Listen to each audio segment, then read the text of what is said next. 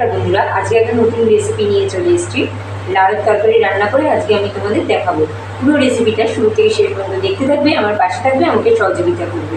তাহলে চলো দেখে নাও আজকে রেসিপিটা। ফ্রেন্ড দেখো, তেলটা আমার গরম হয়ে গেছে। তেলের মধ্যে আমি কালো জিরে ফোড়ন দিয়ে দিলাম।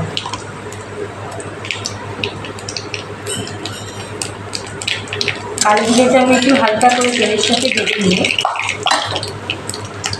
লাউটা আমি তেলের মধ্যে অ্যাড করে দিলাম।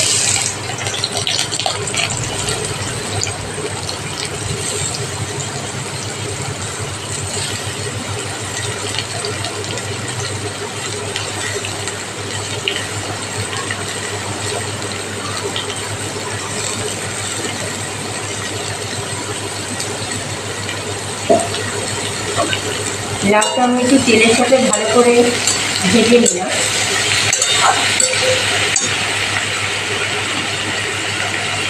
এবার আমি এই লাউয়ের মধ্যে পরিমাণ মতো হলুদ,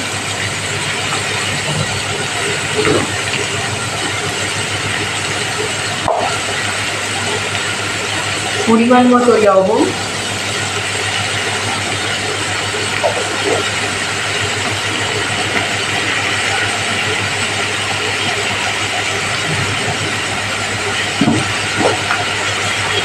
পরিমাণ মতো চিনি অ্যাড করে দিলাম।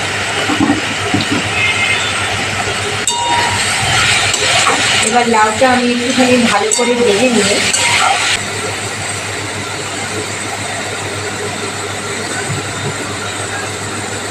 এর মধ্যে আমি 3টে কাঁচা লঙ্কা অ্যাড করে দিলাম। আমি এখানে ঝালটা আমার স্বাদ মতো দিয়েছি, তোমরা যেমন ঝাল খাও সেই অনুযায়ী তোমরা লঙ্কাটা অ্যাড করে দেবে। এবার আমি অনেকক্ষণ ধরে লাউটা ভালো করে ভেজে নেব। দেখো ফ্রেন্ড, লাউটা একদমই কচি, তাই দেখো চারিদিক দিয়ে জল গলছে।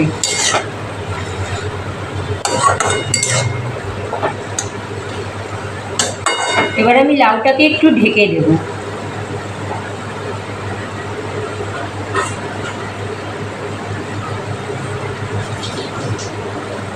লাউটাকে ঠিক আমি 10 মিনিট মতো ঢেকে দিলাম। গ্যাসটা কমিয়ে দেব। এবার আমি ঢাকনাটা তুলে দিচ্ছি।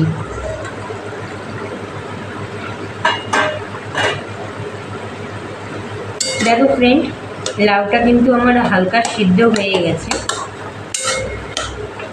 তোমরা যদি চাও নিরামিষ লাউ তরকারি রেসিপিটা তোমরা এরকমভাবে বাড়িতে রান্না করে খেতে পারো, ভীষণ ভালো লাগবে।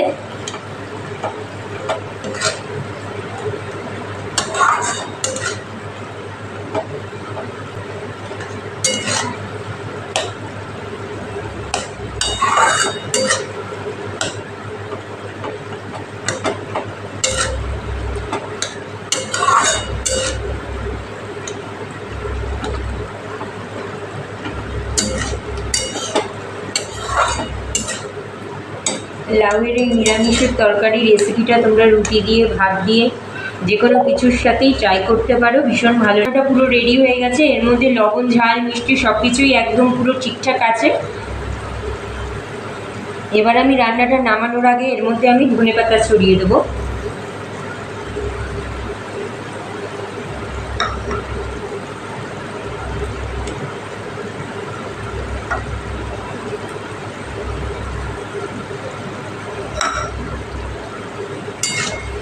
ধনেপাতা রান্নায় দিলে একটা আলাদা স্বাদ হয়, খেতেও ভীষণ ভালো লাগে।